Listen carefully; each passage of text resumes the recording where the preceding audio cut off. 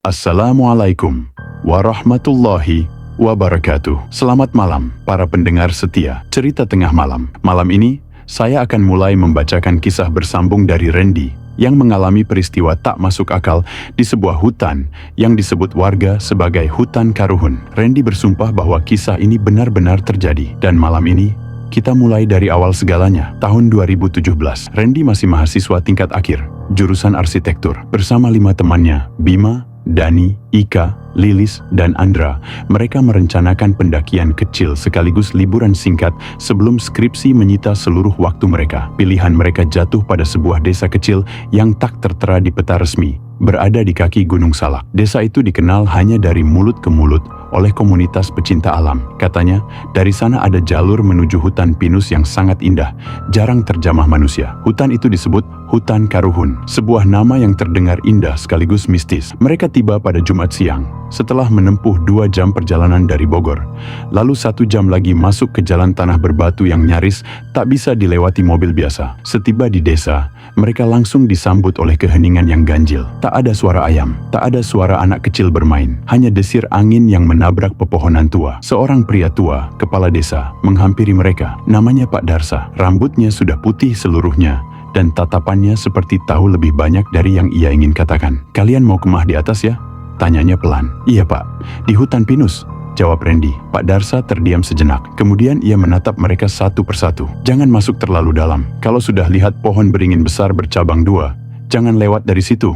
Ingat ya, jangan lewat dari situ." Randy tersenyum sopan. "Siap Pak, kami jaga baik-baik." Tapi dalam hatinya, dia tak terlalu menganggap serius. Apa salahnya eksplorasi sedikit? Setelah istirahat sejenak di rumah warga, mereka mulai mendaki pada sore hari. Jalur setapak menuju hutan sangat sepi. Tidak ada sinyal, tidak ada petunjuk arah, hanya suara langkah mereka dan tawa-tawa lepas khas anak muda yang belum tahu apa yang menunggu. Mereka menemukan tempat datar yang cukup nyaman untuk mendirikan 2 tenda. Di sekitarnya tumbuh pohon pinus tinggi dan langit terbuka sempurna, tempat ideal untuk melihat bintang malam nanti. Pikir mereka. Hari mulai gelap, angin mulai berhembus dingin. Mereka mulai menyalakan api unggun dan memasak mie instan sambil berbagi cerita lucu. Lilis mulai mengeluh dingin dan ingin tidur lebih awal. Ika dan Bima mengobrol serius soal gunung yang pernah mereka daki. Dani sibuk mengambil foto-foto malam. Dandra duduk di samping Randy, menatap api unggun dalam diam. "Aneh ya," kata Andra tiba-tiba. "Apa? Ini hutan pinus kan? Tapi dari tadi nggak ada suara jangkrik, nggak ada burung malam." Randy ikut memperhatikan. Memang, sekarang ia sadari betapa sunyinya tempat itu. Hanya suara api yang berderak pelan, dan seperti ada sesuatu yang mengintai dari balik pohon-pohon, tapi tidak terlihat. Namanya juga hutan, jarang dilalui. "Mungkin satwanya takut sama kita," jawab Randy santai. Tapi di dalam hatinya mulai tumbuh rasa tidak nyaman. Sekitar pukul 1 dini hari, ketika semua sudah tertidur, Randy terbangun. Bukan karena kedinginan, tapi karena ada suara. Tangisan, lirih, pelan, seperti anak kecil tersesat. Ia bangkit dan membuka tenda perlahan. Api unggun sudah padam, tapi bayangan pohon-pohon masih tampak hitam menjulang. Suara tangisan itu datang dari arah dalam hutan, dari arah yang lebih gelap dan tak mereka jamah. Randy memutuskan tidak keluar tenda. Ia hanya duduk diam, mendengarkan. Beberapa saat kemudian, suara itu hilang, digantikan oleh keheningan total. Dan tiba-tiba, suara napas berat terdengar dari arah tenda sebelah tempat Andra tidur sendirian. Keesokan paginya, Randy bangun lebih dulu. Dandra tidak ada. Tenda tempatnya tidur terbuka. Sepatunya tertinggal di luar. Dan di tanah berembun, ada jejak kaki mengarah ke hutan. Jejak yang hanya satu arah. Tak ada yang kembali. Andra hilang. Pagi itu, matahari belum sepenuhnya naik ketika Randy menyadari tenda Andra terbuka dan kosong. Sepatu Andra tertata rapi di luar, dan di tanah yang masih lembab oleh embun, terlihat jelas jejak kaki satu arah menuju hutan. Jejak itu berhenti begitu saja di antara semak dan akar-akar pohon besar, seolah Andra menghilang ke dalam udara. "Dia mungkin ke sungai," ujar Dani mencoba menenangkan. "Atau ke semak buat buang air." Tapi Lilis, yang sejak malam sebelumnya merasa tak nyaman, langsung gemetar. "Kalau cuman ke sungai, kenapa sepatu dia ditinggal? Kenapa nggak bilang?" Ika berusaha menelepon, tapi tak ada sinyal. Bima mencoba bersiul memanggil nama Andra, tapi hanya gema suaranya sendiri yang kembali sunyi. Tak lama kemudian, mereka sepakat berpencar dalam radius pendek untuk mencari. Randy dan Bima ke arah barat, Ika dan Dani ke arah timur. Sementara Lilis tetap di dekat tenda. Namun dalam waktu kurang dari 10 menit, semuanya kembali dengan wajah pucat. Tidak ada jejak tambahan, tidak ada jejak Andra kembali, tidak ada suara. Bahkan, mereka mulai merasa arah yang mereka tempuh tidak sama saat kembali. Seolah jalur berpindah. Lilis mulai menangis. Kita harus ke desa, kita harus minta bantuan. Randy setuju. Mereka tinggalkan barang-barang dan berjalan turun ke desa dengan perasaan gelisah. Tapi perjalanan yang kemarin hanya 1 jam, kali ini terasa jauh lebih panjang. Jalur tampak lebih asing, lebih gelap, dan lebih sunyi. Mereka tiba di desa hampir tengah hari. Pak Darsa, kepala desa, langsung menyambut dengan wajah tegang. Mendengar penuturan mereka, ia hanya menghela napas panjang. Aku sudah bilang, jangan melewati batas. Tapi kami tidak melewati pohon beringin, Pak, bantah Randy. Kami pasang tenda sebelum itu. Pak Darsa menggeleng. Kadang kau tak perlu melewati pohon itu. Cukup membangunkannya saja. Membangunkan siapa, Pak? Pak Darsa tidak menjawab. Ia hanya memanggil beberapa warga tua dan bergegas menyiapkan dupa, air bunga, dan sebongkah batu hitam yang dibungkus kain merah. Mereka semua termasuk Randy dan kawan-kawannya naik kembali ke perkemahan sore itu. Namun sebelum sampai ke lokasi tenda, Pak Darsa berhenti. Ada yang aneh, gumamnya. Hutan ini lebih gelap dari seharusnya. Dan benar saja meski jam masih menunjukkan pukul 4 sore, cahaya matahari tampak terhalang. Seperti senja dini, udara semakin dingin. Langkah kaki di tanah seperti bergema. Setiba di tenda, tempat itu sudah berubah. Tenda mereka masih berdiri, tapi rusak sebagian. Api unggun yang sudah mati tampak seperti habis disiram sesuatu, bukan air, tapi cairan lengket berwarna kecoklatan, seperti darah kering. Yang lebih aneh lagi, di atas salah satu tenda, ada susunan batu kecil, seperti menhir mini, membentuk simbol aneh yang tidak mereka kenali. Pak Darsa menyuruh mereka tetap di belakang. Ia dan 2 warga lain menaburkan air bunga, dan mulai menyalakan dupa. Dia belum pergi jauh, bisik Pak Darsa. Yang diambil masih dekat. Belum sempat Randy bertanya maksudnya. Tiba-tiba Lilis berteriak, "Ada orang! Di sana!" Semua menoleh. Di antara pepohonan, hanya belasan meter dari mereka, berdiri sosok mengenakan jaket merah yang sangat dikenali. Itu Andra. Ia berdiri membelakangi mereka. Kaku, diameter tak bergerak, tidak menoleh meskipun mereka berteriak memanggil namanya. Randy memberanikan diri mendekat bersama Pak Darsa. Tapi semakin dekat, udara makin dingin. Bau busuk seperti daging membusuk menyeruak. Saat jarak tinggal 5 meter, sosok Andra itu berbalik, perlahan. Dan apa yang mereka lihat bukan lagi wajah manusia. Wajah itu kosong, matanya hitam sepenuhnya, tanpa bola mata, kulitnya pucat kebiruan, dan mulutnya robek hingga ke pipi, seperti disayat dari dalam. Tapi yang paling menakutkan adalah senyumnya, lama, lebar, diameter tanpa suara, tapi mengandung ancaman yang menusuk hingga tulang. Pak Darsa segera menarik Randy mundur, dan menyuruh warga lain mengucapkan mantra dalam bahasa Sunda kuno. Sosok Andra itu menjerit, suara tangis anak kecil keluar dari mulutnya. Bukan suara orang dewasa, bukan suara Andra, tapi jeritan bayi. Dalam sekejap, sosok itu berlari ke dalam hutan, menghilang di balik gelap. Randy ingin mengejar, tapi Pak Darsa menahan. Itu bukan temanmu, itu hanya kulitnya. Malam itu mereka tidur di rumah warga. Tidak ada satupun dari mereka yang bisa memejamkan mata. Tangisan Lilis masih terdengar. Dani mematung, Ika gemetaran, dan Randy duduk sendiri di beranda rumah kayu itu, memandangi pepohonan hitam di kejauhan. Ia merasa Andra belum benar-benar hilang. Tapi jika benar yang dikatakan Pak Darsa, maka yang mengambilnya bukan binatang,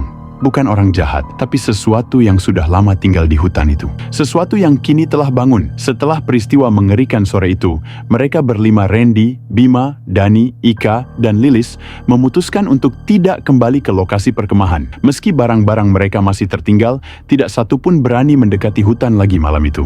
Tapi sayangnya, tidak semua bisa tidur nyenyak di rumah warga. Sekitar pukul 3 dini hari, Dani membangunkan Randy dengan napas terengah-engah. Wajahnya pucat, matanya merah seperti habis menangis. "Ada yang manggil aku, Ren, dari jendela," bisiknya. "Apa?" Suaranya suara Andra. Randy langsung berdiri. Ia membuka jendela pelan-pelan, hanya untuk melihat gelap pekat tanpa bentuk. Tak ada suara, tak ada gerakan. Tapi rasa diawasi begitu kuat, seperti ada mata-mata yang menempel di punggung mereka. Pagi harinya, Pak Darsa meminta mereka semua berkumpul. Ia membawa selembar kertas tua berisi gambar simbol aneh, mirip dengan batu yang mereka lihat di atas tenda kemarin. Itu adalah tanda tukang jaga. Tanda kalau tempat itu sudah ditandai sebagai wilayah antara dua alam. Jelas Pak Darsa. Dua alam?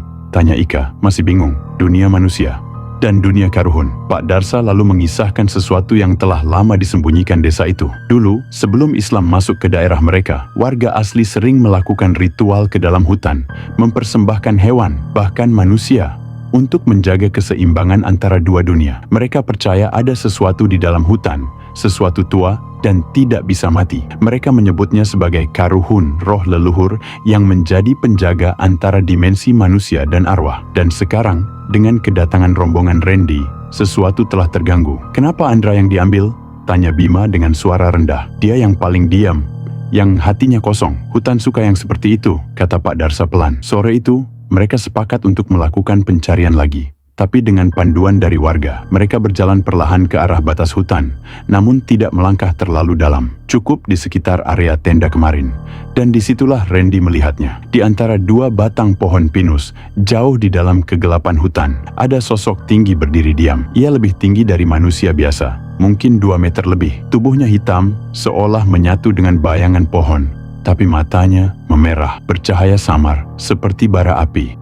Pak Darsa menekan bahu Randy. Jangan tunjuk, jangan lihat langsung. Tapi sosok itu melangkah. 1, 2, 3 langkah ke depan. Tapi anehnya, jarak mereka tetap sama, seolah hutan menyesuaikan jarak. Tiba-tiba, sosok itu lenyap. Namun saat mereka kembali ke desa, Dani kembali dalam keadaan aneh. Ia diam sejak perjalanan turun, tak menjawab saat ditanya. Dan malamnya, ia terdengar berbicara sendiri di kamar. Aku tahu kau di sana, aku dengar suara napasmu. Keesokan harinya, Dani menghilang, sama seperti Andra. Tapi anehnya, tidak ada jejak, tidak ada tanda perlawanan. Kamar tempat dia tidur terkunci dari dalam, namun kosong saat dibuka. Yang tertinggal hanya selembar kertas kecil, ditulis dengan spidol merah. Hutan memanggil kita satu persatu. Kini tinggal 4 dari mereka.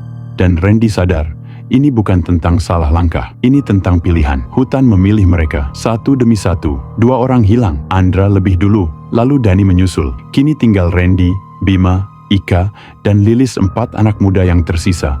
Semua dengan wajah yang tampak lebih tua dari usia mereka. Mereka tidak mau tinggal di desa itu lebih lama. Tapi Pak Darsa melarang mereka turun gunung. Kalian belum bebas, katanya. Hutan sudah tandai kalian. Kalau kalian kabur, kalian akan dibawa di tengah jalan.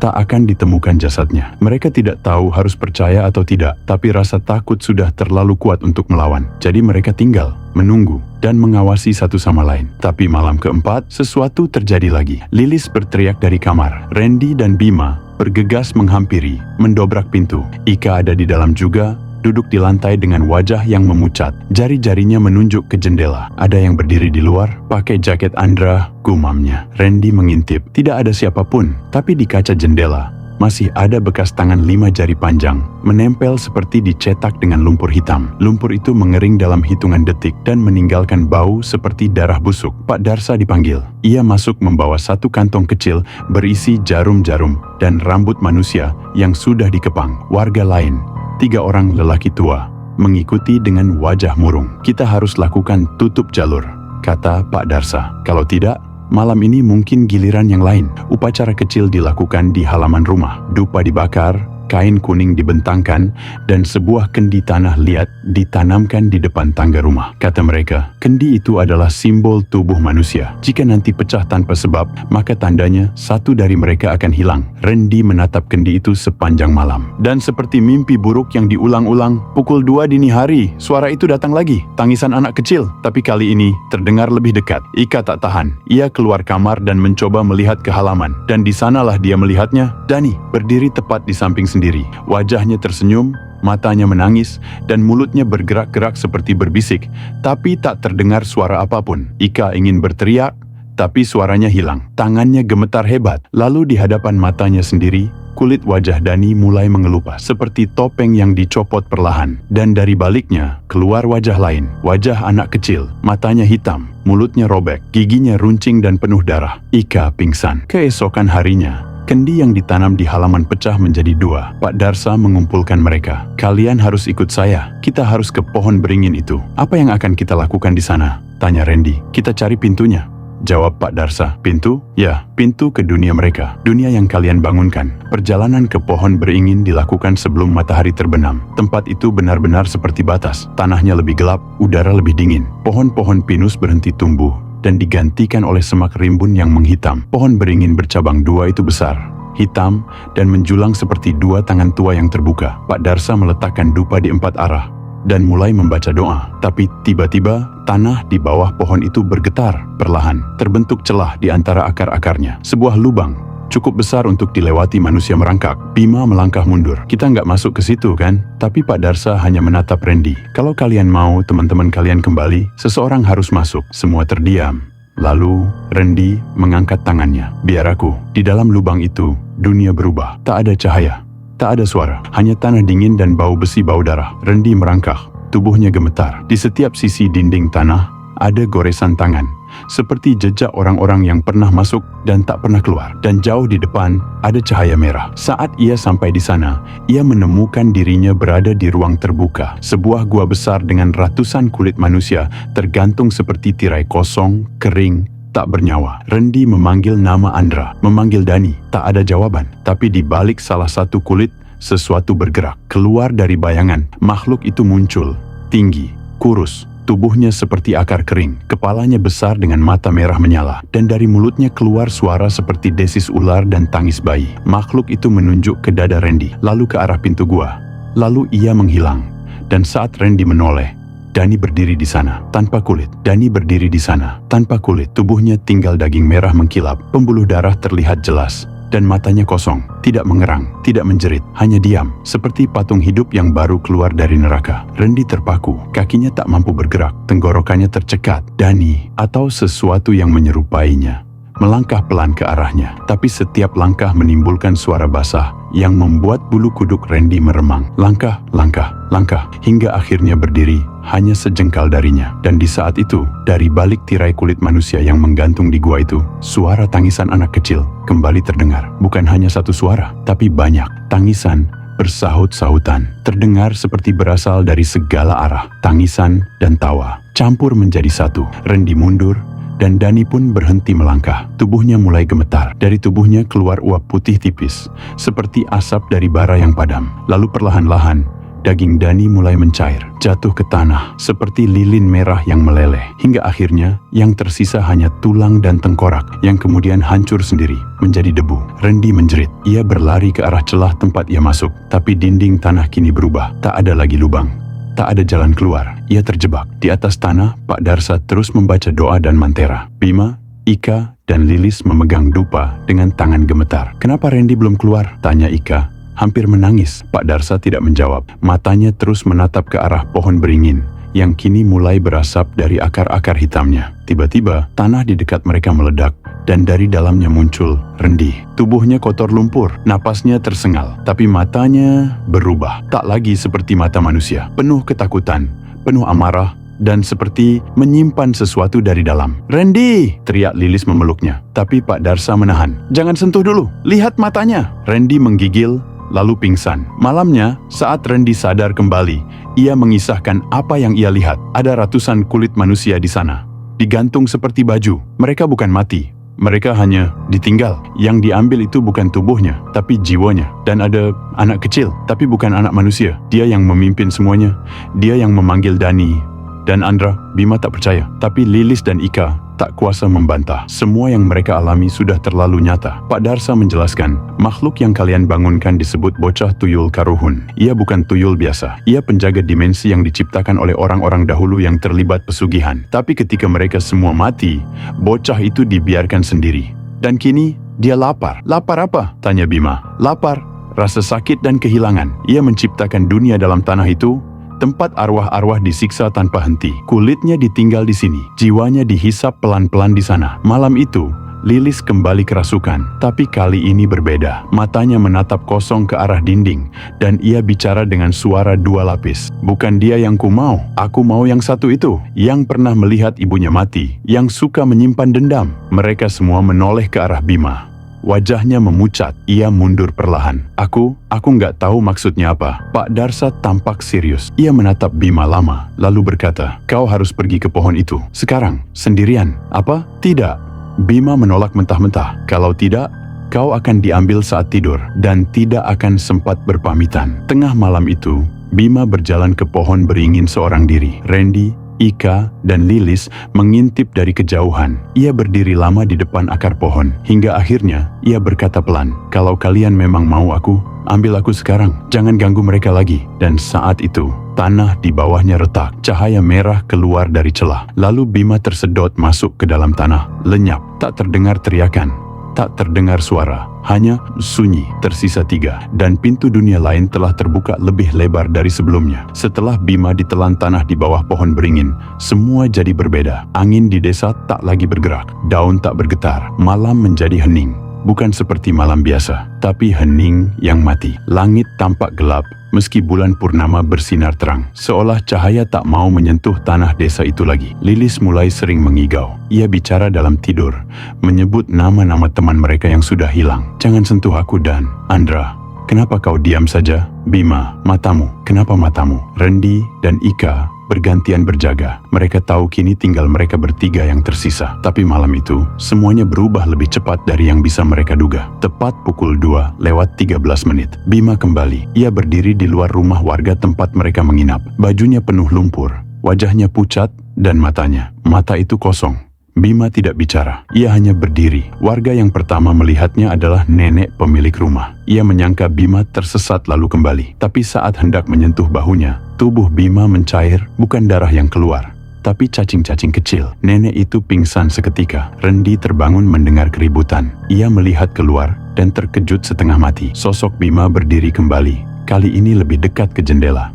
Ia tersenyum, mulutnya bergerak, seolah mengucapkan kata, "Aku bukan temanmu." Dan tubuhnya pun menghilang dalam kabut tipis yang perlahan menyelimuti rumah. Pagi harinya, Lilis ditemukan dalam keadaan aneh. Matanya memerah, tangannya gemetar hebat. Di lengannya ada luka cakaran 3 jari, seperti bekas cakar binatang.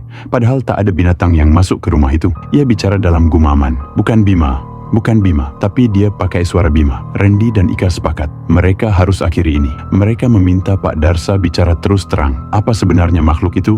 tanya Rendi. Pak Darsa akhirnya menjelaskan lebih jauh. Bocah Karuhun itu dulunya adalah anak manusia. Anak seorang dukun yang mati dibakar warga karena menyimpan ilmu terlarang. Anaknya ikut terbakar, tapi arwahnya tak pernah pergi. "Kenapa dia kejar kami?" Ika bertanya sambil menahan air mata. "Karena kalian masuk ke tempat dia dikubur, tepat di bawah tempat kalian mendirikan tenda," jawab Pak Darsa. "Dia tidak membunuh kalian langsung, karena dia ingin kalian saling melihat kehancuran satu sama lain. Itu sumber kekuatannya. Rasa takut, rasa bersalah, rasa kehilangan." Malam ke-6, Rendi bermimpi, tapi kali ini berbeda. Ia melihat sosok anak kecil duduk di tengah lingkaran api. Tubuhnya gosong, matanya bolong, dan mulutnya tak bisa menutup rapat. Dari mulut itu keluar suara, "Kembalikan kulitku, atau semua jiwa kalian jadi milikku." Dan saat Rendi bangun, ia melihat kulit Bima tergantung di kamar. Masih utuh, tapi bagian mata dan mulut dijahit dengan benang hitam. Dan di dada kulit itu tertulis huruf-huruf dengan darah. "Satu lagi, sebelum aku lengkap." Rendi gemetar. Ia sadar yang dimaksud adalah Ika, dan jika mereka tidak melakukan sesuatu malam ini juga, maka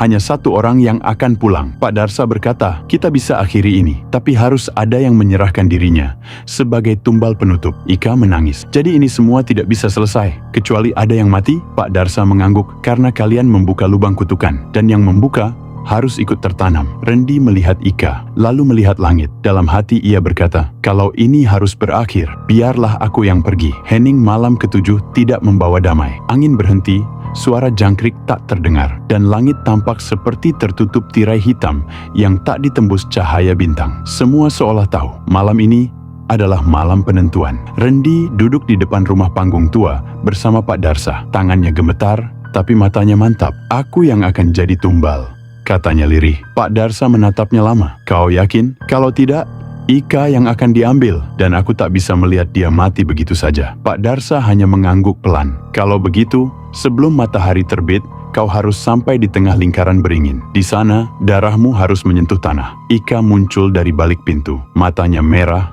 air matanya mengalir. "Jangan, Ren, kita bisa cari cara lain." "Sudah terlambat kah?" ucap Rendi sambil tersenyum pahit. "Kita sudah membuka pintu, dan satu-satunya cara menutupnya adalah dengan menguncinya dari dalam." Rendi berjalan sendirian menuju hutan. Jalur tanah basah mengarah ke pohon beringin, yang kini tampak lebih menyeramkan dari sebelumnya. Akar-akarnya seperti menjulur mencari korban. Kabut menggantung rendah. Suara tangisan anak kecil menggema di telinga. meskipun tidak ada siapapun di sekitar. Saat sampai di lingkaran pohon, tanah di tengah terbuka pelan, lubang gelap yang sama seperti sebelumnya, dan dari dalamnya muncul sosok anak kecil. Tapi kali ini, ia terlihat utuh, berambut pendek, tubuhnya kurus, mengenakan baju putih yang sudah robek dan terbakar sebagian. Kulit wajahnya hitam hangus, tapi matanya kosong. Ia menatap Randy tanpa berkedip. "Kau mau jadi aku?" tanyanya. Suaranya datar, kecil, tapi menggema kuat di kepala Randy. Randy mengangguk perlahan. "Aku akan gantikanmu, tapi lepaskan teman-temanku. Biarkan mereka pulang." Anak itu melangkah mendekat. Tangannya menyentuh dada Randy.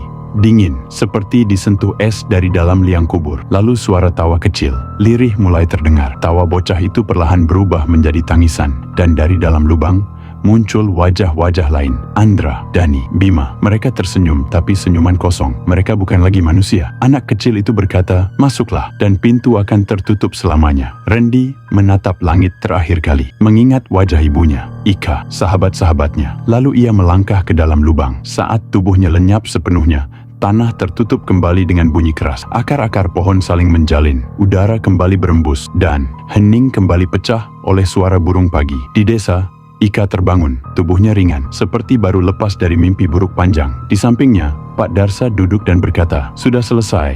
Randy menutup pintu itu. Ika menangis, dan ketika mereka kembali ke tempat tenda pertama didirikan, yang tersisa hanya sehelai jaket lusuh dan setangkai bunga Kamboja. Sejak hari itu, tidak ada lagi yang masuk ke hutan Karuhun. Desa itu menutup akses, dan kisah Randy, Andra, Dani, dan Bima hanya tinggal cerita yang berbisik di antara pohon-pohon tua. Tapi, kadang kalau kau berdiri cukup lama di bawah beringin bercabang dua, kau bisa mendengar suara lirih seorang anak kecil. "Teman, main yuk." 5 tahun telah berlalu. Desa yang dahulu ramai cerita tentang hutan terkutuk itu, kini tenang. Tak ada lagi bisikan tentang anak kecil hantu.